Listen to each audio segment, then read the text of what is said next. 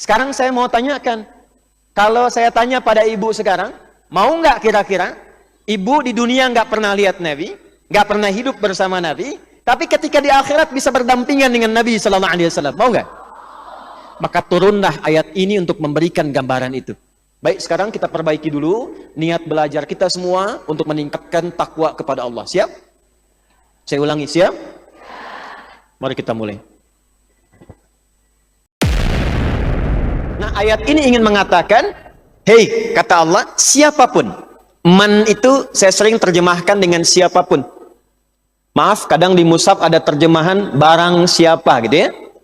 Nah, saya tidak pernah menggunakan itu di terjemahan sekarang, karena sampai sekarang saya belum pernah menemukan sampai saat ini, itu barang punya siapa. Jadi saya terjemahkan man siapapun. Nah, itu untuk kita semua yang menjadikan semua aktivitas hidupnya untuk menaati Allah dan Rasulnya. Berpakaian karena Allah. Beda berpakaian karena Allah dengan berpakaian sekedar pakai. Orang yang berpakaian karena Allah, dia akan menjaga bagaimana cara berpakaian supaya Allah ridha dengan pakaiannya. Makan karena Allah, dia akan mencari bahan makanan yang tidak bermasalah dengan Allah. Nah, kalau konsisten hidup begitu, dari bangun tidur sampai dengan tidur lagi, maka langsung Allah jamin di Quran, faulaika, maka semua orang-orang itu ma'alladzina an'amallahu minan nabiyyin, di akhirat nanti akan diberikan tempat di surga yang tempat tinggalnya di komplek yang sama dengan semua nabi yang pernah bertugas di bumi. Nanti ada 3 golongan di antara mereka. Ya, nanti ada 3 golongan. Siddiqin, syuhada, salihin. Nah, semua nabi di sini disebutkannya dengan kata nabiyin, Bu, bukan anbiya. Jadi semua nabi yang pernah bertugas di bumi, dari Nabi Muhammad sallallahu alaihi wasallam sampai Nabi Adam alaihi salam. Muhammad sallallahu alaihi wasallam bin Abdullah bin Abdul Muttalib bin Hashim bin Abdul Manaf bin Qusay bin Murrah bin Kilab bin Ka'ab bin Ghalib bin Fihir bin Malik bin Nadar, terus bin Kinana bin Khuzaimah bin Mudrika bin Ilyas bin Nizar bin Mudar bin Ma'ad bin Adnan bin Addi bin Adri bin Muqawwam bin Nagur bin Tarikh bin Ya'rub bin Yasjub bin Nabit bin Ismail alaihissalam bin Ibrahim alaihissalam bin Azar atau bin Nagur bin Abir bin Kinan bin Arfakhshad bin Sam bin Nuh alaihissalam bin Mihlail bin Matushala bin Kinan bin Anwas bin Tith bin Adam alaihissalam. Sampai atas. Coba ulangi. Sampai ke atas. Jadi nanti kalau tetanggaan kan level paling tinggi itu. Ya, misal berkunjung ke bawah dari, kan ada 8 level surga itu. Yang paling tinggi nanti di Firdaus itu bisa turun berkunjung ke bawah, saling mengunjungi. Tapi yang di bawah nggak bisa ke atas.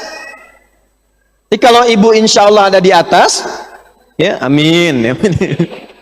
Turun ke bawah tanya, ketemu temannya, kamu di mana tempatnya?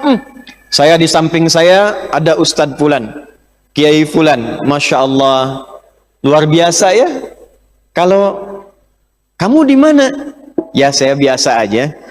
Cuman di depan saya Nabi Ibrahim, belakang saya Nabi Musa. Etama ya di sisi kiri abdi, anu paling ganteng semuka bumi Nabi Yusuf. Dan di kanannya Nabi Muhammad sallallahu alaihi wasallam. Dan Nabi Muhammad itu lebih tampan dibandingkan dengan Nabi Yusuf alaihissalam berkali-kali lipat. Berkali-kali lipat. Ya. Jadi kalau ibu pernah lihat dalam mimpi, Masya Allah, cahaya aja. Satu saat mudah-mudahan bisa merasakan itu ya. Kembali ke Quran surah 33 ayat ke-6. An-Nabiyyu. Ada? Maka cara menerjemahkannya, perhatikan.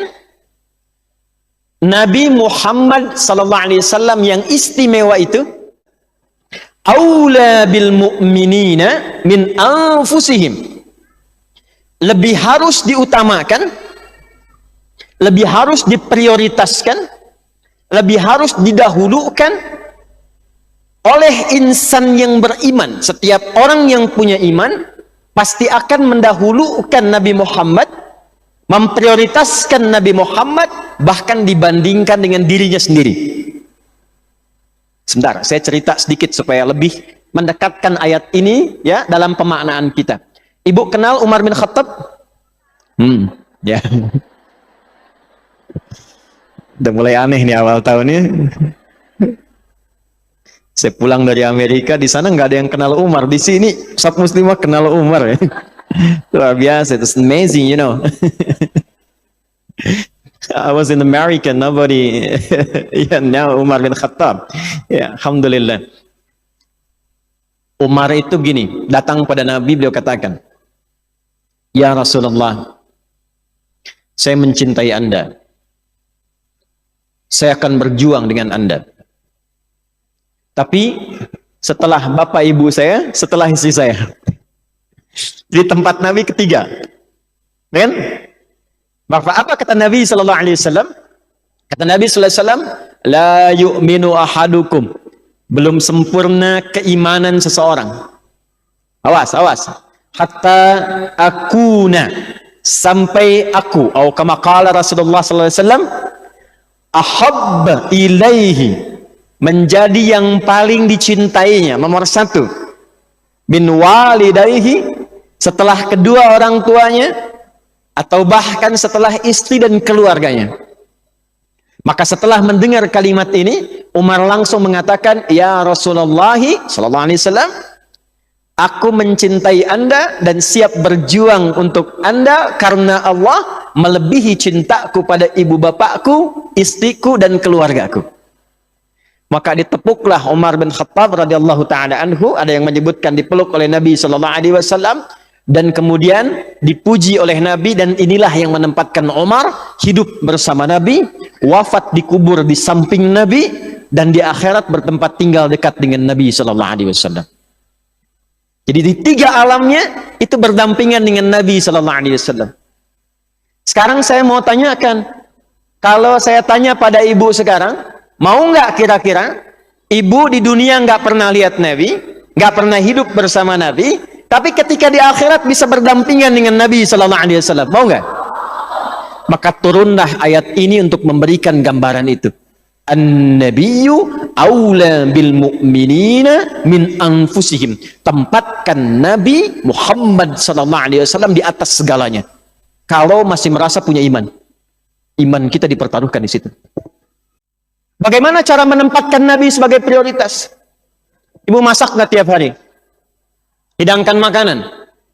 Sudah dipastikan belum makanan itu benar-benar yang diarahkan oleh Nabi Sallallahu Alaihi Wasallam? Cara makannya seperti Nabi ajarkan nggak? Ibu ada anak, ada cucu. Baik, pertanyaan saya, disekolahkan di mana anak itu? Apakah ditempatkan di sekolah yang mengenalkan dia dengan Rasulnya? Apakah dia belajar seperti yang diinginkan oleh Nabi-Nya? Nabi mengatakan pintar, sepintar-pintarnya silahkan. Yang ahli bahasa silahkan. Yang ahli umum silahkan. Matematika, kimia, fisika. Pertanyaannya dengan ilmu itu kenal Allah enggak? Sholat enggak? Baca Quran enggak? Memuliakan orang tuanya enggak? Jangan sampai ibu didik anaknya sekolah tinggi-tinggi, gelarnya tinggi, sama ibu pun nggak kenal. Nyolatkan pun nggak mampu. Nelpon aja nggak sempat. Tanya kabar aja tidak punya waktu. Lantas investasi apa yang telah ibu keluarkan selama hidup? Sampai rambut memutih, fisik letih, tapi anak nggak kenal Anda sama sekali. Alhamdulillah. Di sini kita masih punya rasa yang terhubung dengan anak-anak. Kemarin saya di Amerika, begitu anak itu sudah tumbuh dewasa, orang tuanya sudah senior sepuh, maka mereka diantaranya punya pemahaman, diantara cara memuliakan orang tua itu tempatkan di panti jompo. Sementara Islam datang dengan risalah yang indah. Muliakan orang tuamu sebagaimana mereka merawatmu sejak kecil. Kalau kau mau marah, pikir-pikir dulu. Mau berkata, bayangkan ibu yang telah mengandungmu susah dan payah dan tidak pernah mengeluh. Mau menyakitinya, bayangkan saat ia memberikan ASI kepadamu dengan sempurna itu di Quran, Bu. Tapi perjuangan ibu mengandung, melahirkan di jalan tadi itu, sahabat saya bersama saya tadi mengendarai mobil, minta doa karena anaknya sedang berjuang untuk melahirkan. Alhamdulillah begitu tiba, lahir. Alhamdulillah. Tapi menunggu kelahiran itu nggak mudah, dan ibu merasakan sendiri. Kami aja para ayah menunggunya itu doanya luar biasa. Gelisahnya luar biasa, apalagi ibu yang melakukan itu. Lantas ibu yang mengandung anaknya, anak yang dikandung oleh ibu itu, yang dilahirkan diberikan ASI, saat ibu sudah mendapatkan usia yang senja, bahkan dia tidak mengenal Anda. Maka kalau itu terjadi, spirit Al-Quran mengatakan, jangan dulu celah anaknya, istighfar dulu. Boleh jadi saat dia dalam perawatan itu, tidak ditempatkan pada tempat yang mengenalkan ia dengan Allah dan Rasulnya. Dan baliknya nanti pasti akan kemuliaan kepada setiap orang tuanya. Itu yang menjadikan nanti Hannah mendekatkan anaknya Maryam dengan Allah, mencarikan guru yang benar, ditempatkan di mihrab yang menjadikan ia mendekat kepada Allah. Tarik dulu. Ya. Cek lagi pakaian. Betul nggak pakaian yang dikenakan disenangi oleh Nabi? Cek lagi bagaimana berinteraksi dalam kehidupan. Benar nggak interaksinya dibenarkan oleh Nabi? Lihat tutur katanya. Lihat pandangannya. Lihat apa yang didengar. Lihat kakinya berjalan. Jangan-jangan selama ini berharap tinggal bersama Nabi di surga Firdaus, di dekat Rasulullah SAW. Tapi aktivitasnya jauh dari apa yang dibimbing oleh Nabi SAW. Itu dulu untuk pengantar kita. Karena itu kalau ibu bertanya, ya Allah, bagaimana cara kami ingin memperbaiki sisa kehidupan sehingga sesuai dengan ayat ini, maka teruskan ayatnya. Wa azwajuhu ummahatuhum. Karena ibu perempuan, maka kita langsung ambil topik yang terkait dengan perempuan. Ibu kan nggak mungkin niru Abu Bakar kan? Karena Abu Bakar laki-laki. Ibu nggak mungkin niru Umar, karena Umar laki-laki. Maka ibu mesti meniru perempuan-perempuan hebat yang paling dekat dengan Rasulullah SAW, yang memang bertempat tinggalnya langsung dengan Nabi di bumi dan juga lekat dengan Nabi di surga kelak. Dari situlah ibu bisa mengeluarkan kurikulum kehidupan, mendekati Nabi di surga dengan menurunkan kurikulum kehidupan orang-orang terdekat Nabi dari kalangan perempuan. Siapakah mereka? Wa azwajuhu, istri-istri terbaik Nabi SAW. Azwaj itu jamak dari kata zauj. Jamak dari kata apa? Zauj. Ya. Dan di Quran itu tidak disebutkan zaujah untuk pasangan. Selalu zauj. Sejak Hawa alaihissalam dengan Adam alaihissalam menggunakan kata zauj. Quran surah kedua ayat 35. Wa qulna ya adamuskun anta wa zaujukal jannah. Pernah saya sampaikan di pertemuan lalu ya, masih ingat? Zauj itu pasangan yang sempurna, yang saling menyempurnakan. Kaki kanan dengan kaki kiri sepasang kan ya? Ya, yang kanan jarinya ada berapa? 5, yang kiri ada berapa? 5. Tapi bentuknya sama tidak? Tidak, yang kanan-kanan, kiri-kiri. Paling gampang lihat di alas kaki, sendal dengan sepatu. Motifnya, modelnya sama kan? Tapi bentuknya beda kan? Ya kan? Baik, tapi perhatikan. Saking indahnya disebut pasangan kalau sudah ada duanya berkumpul. Kalau ibu pulang cuma menemukan satu sendal, ibu cari, mana sendal saya? Kata panitia, ini sendal ibu, pasangannya mana? Tuh. Disebut pasangan ketika saling menyempurnakan. Yang kanan maju, yang kiri di belakang. Masih ingat? Yang kiri maju, kanan di belakang. Nggak ada kan maju bareng-bareng? Ya? Yang satu ada gelisah, yang lain menenangkan. Yang satu mengalirkan air mata, yang satu membahagiakan. Yang satu lemah, yang satu menguatkan. Filosofinya begitu. Itulah zauj. Kalau dijamakkan, dia menjadi azwaj.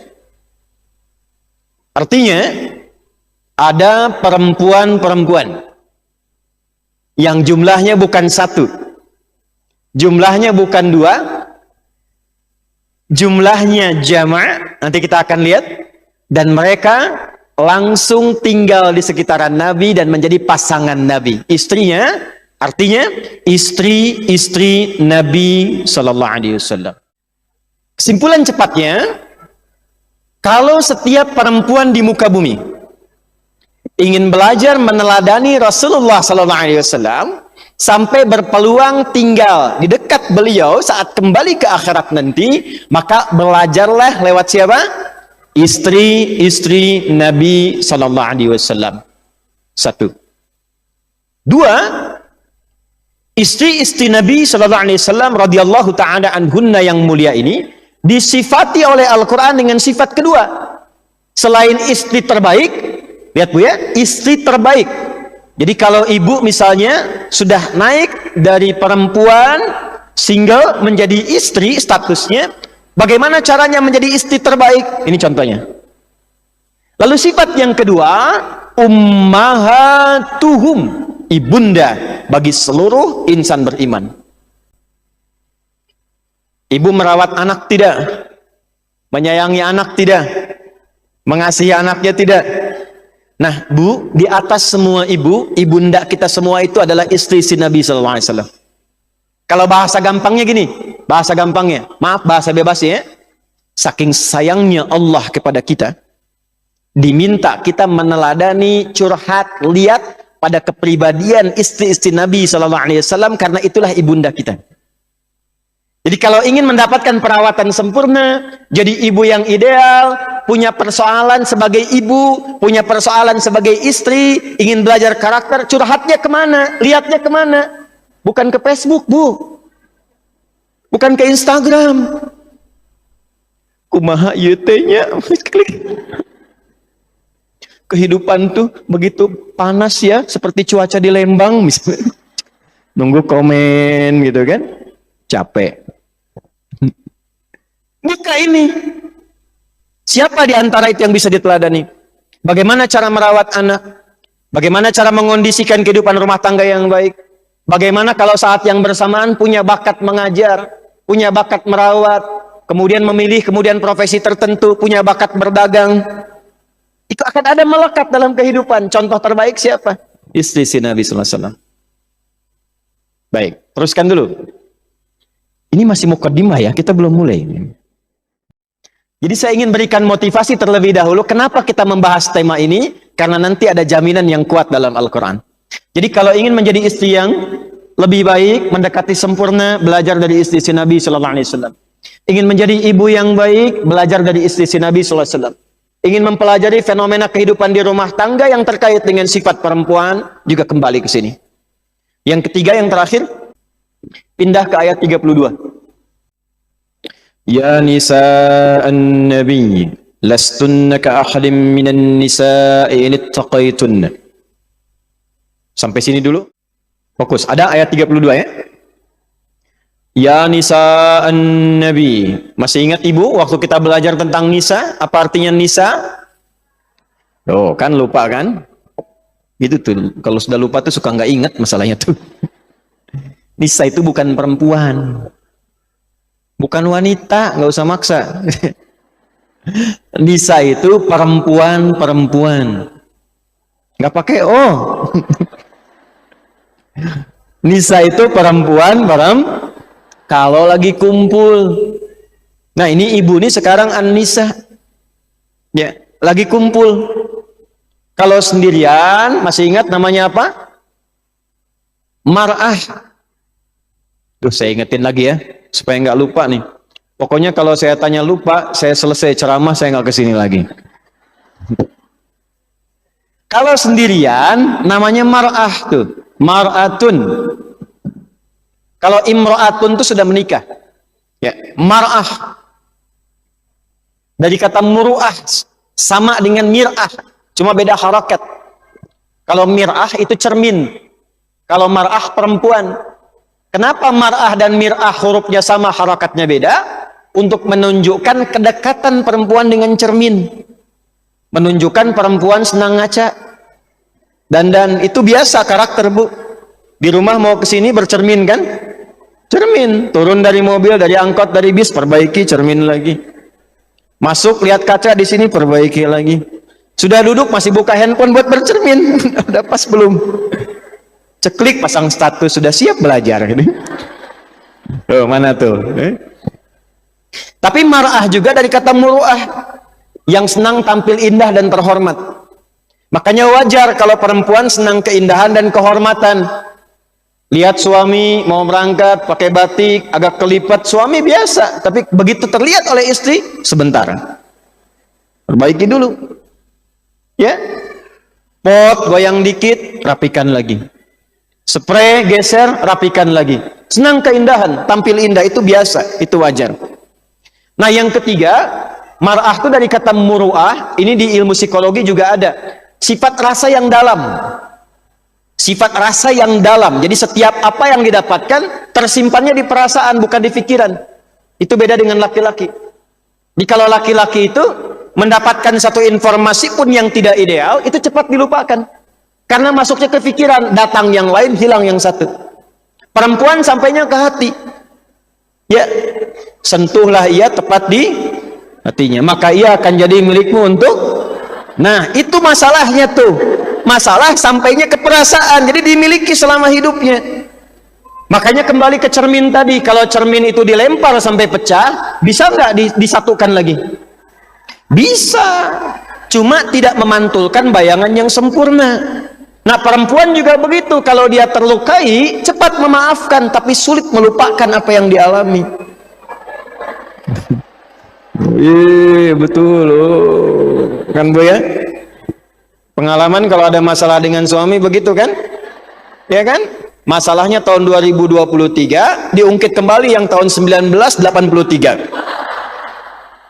Papa itu ya dari dulu juga begitu tuh. Wah, dulu waktu rekening listrik yang pertama tuh. Padahal kan lama kan? Nah, itulah mar'ah. Tapi kalau sedang kumpul bersama temannya, kumpul semua, maka dia berubah menjadi nisa namanya. Nisa. Ya, nisa itu perempuan-perempuan yang berkumpul. Nanti ada spiritnya di Quran surah keempat ayat 34. Kadang-kadang perempuan sependiam apapun, kalau sudah kumpul dengan teman-temannya, bisa cerita. Kadang yang diceritakan itu, yang seyogyanya tidak boleh keluar. Harusnya disimpan, dia cerita. Memang diam di rumahnya, begitu kumpul, judulnya pengajian.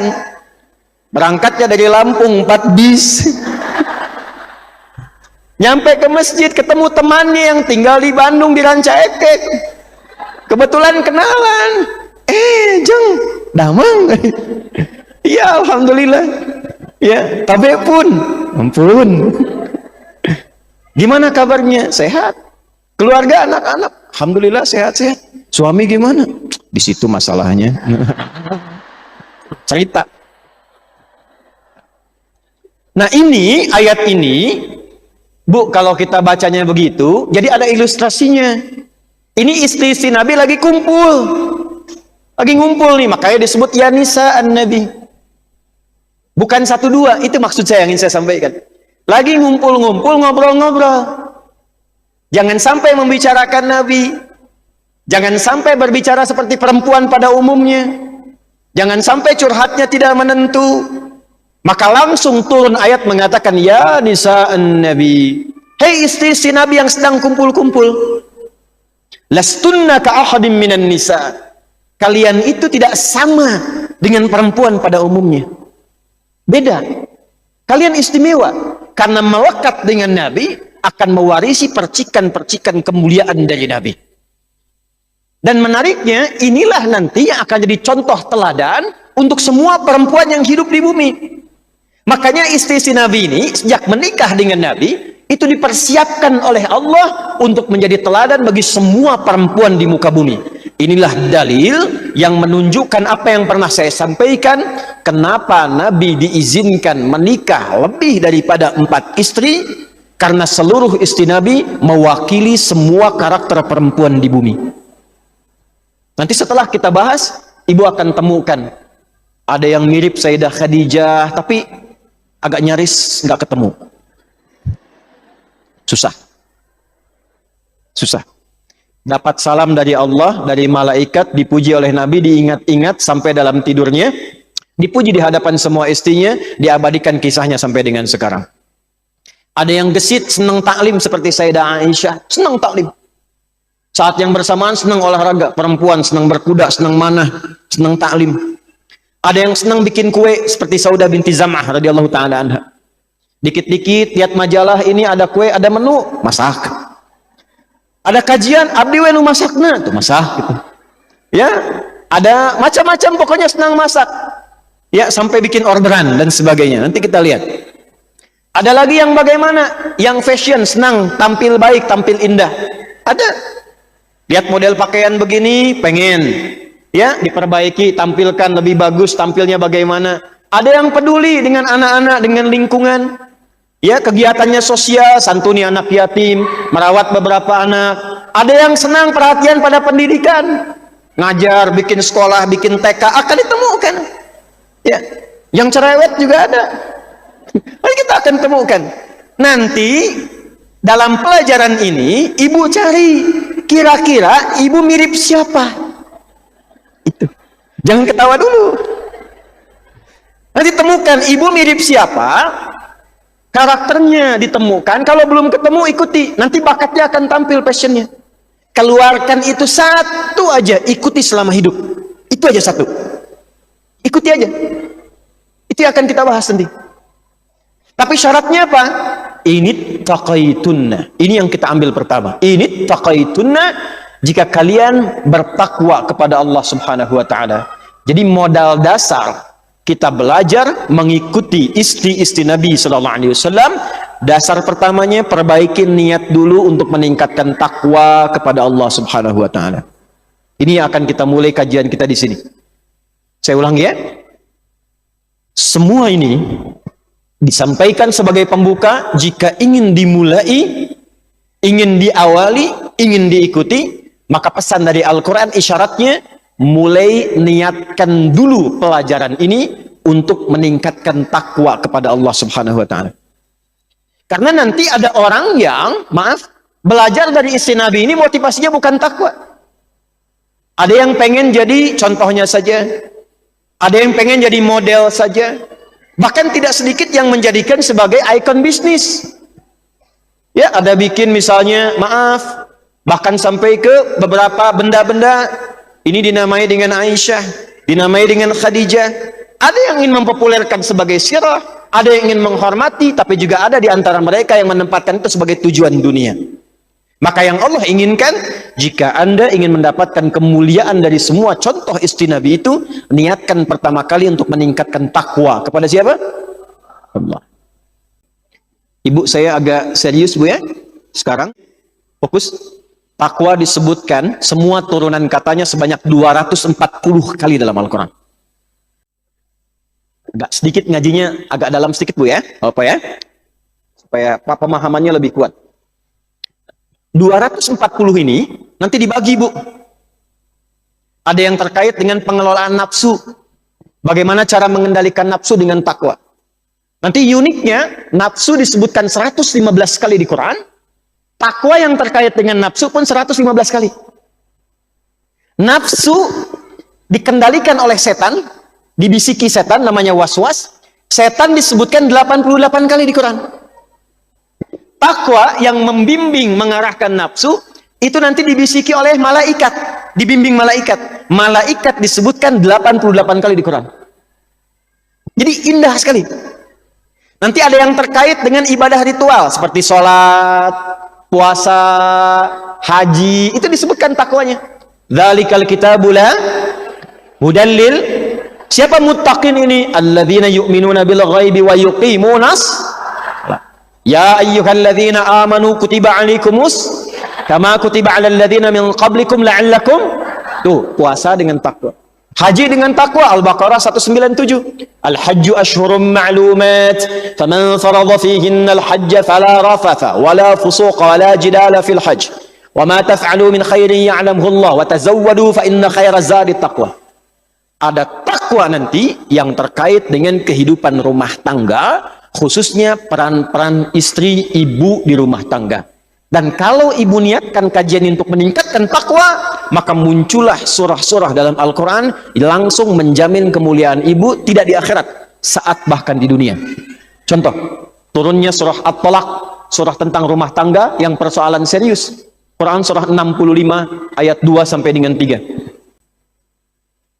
Biasa Bu, kehidupan rumah tangga ada masalah tidak? Halo? Ada persoalan dengan suami tidak?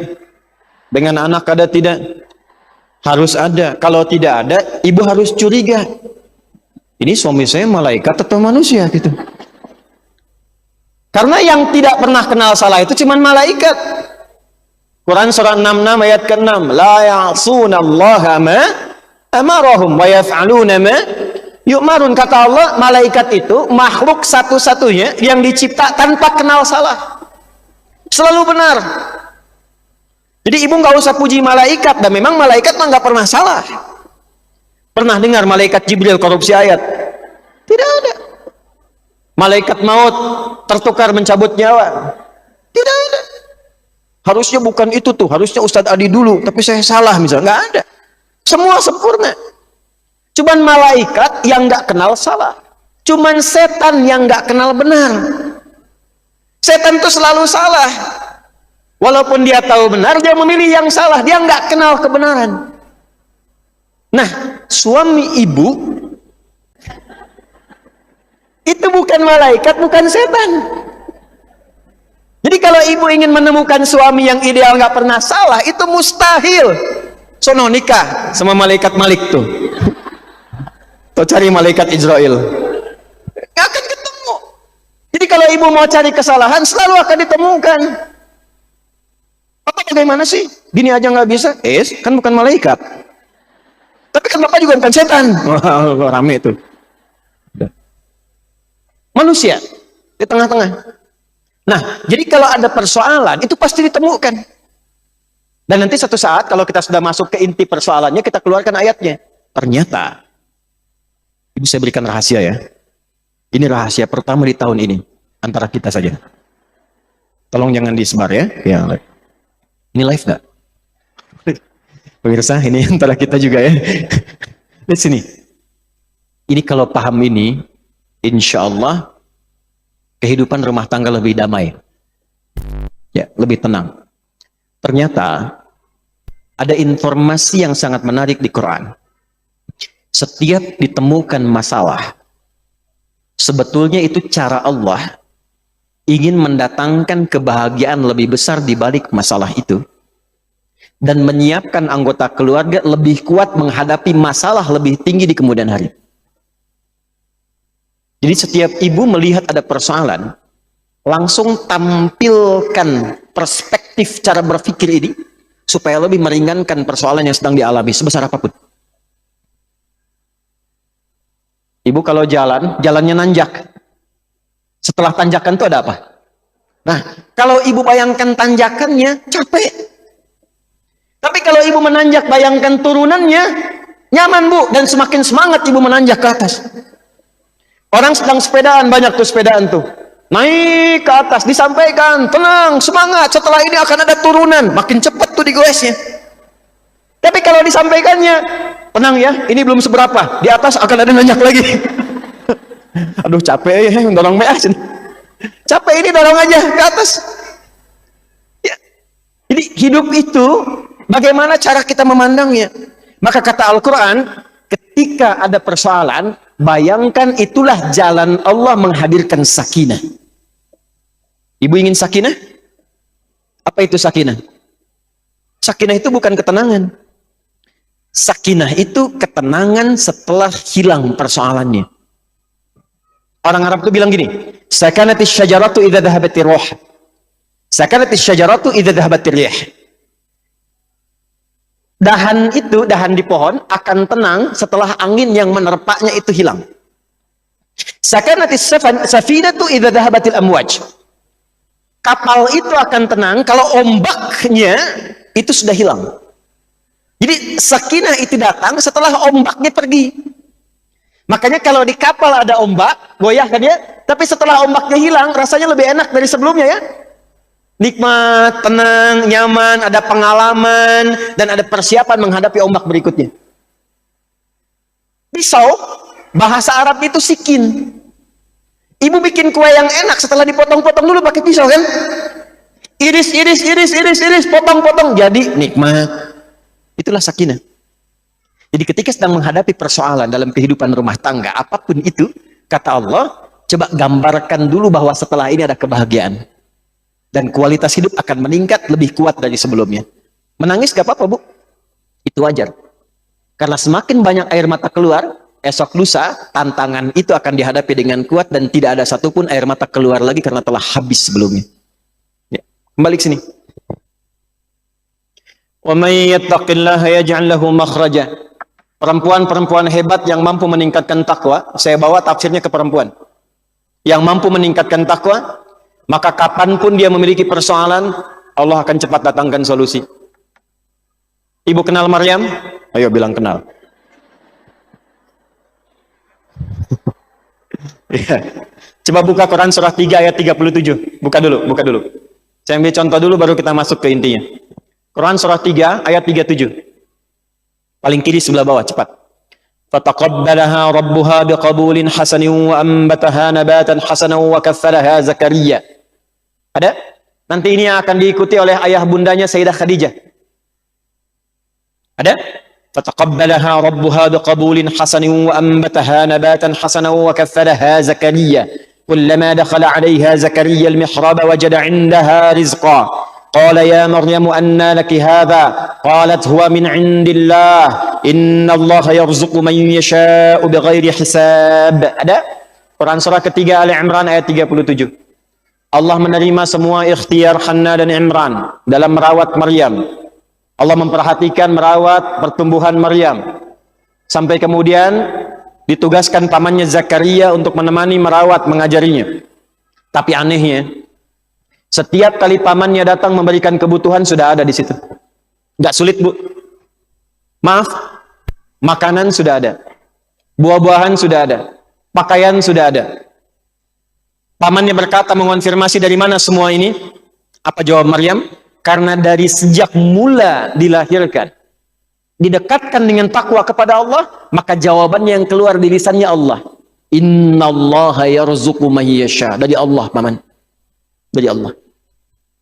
Maka kalau setiap para ibu, istri di rumah menata keluarga, kemudian mengerjakan aktivitas apapun itu didasari dengan takwa, kata Allah dijamin langsung. Kapanpun ada masalah, bukan menghilangkan masalah, Bu. Takwa itu tidak mencegah masalah, tetap ibu akan menjalani persoalan. Hanya sebelum ibu jalani, diringankan oleh Allah sehingga seakan-akan gak ada masalah. Dan ketika berat pun hatinya dilimpahkan ke lapangan sehingga yang besar menjadi kecil. Yaj'al lahu makhraja. Kata Allah, setiap dia mengalami persoalan, aku berikan jalan keluar.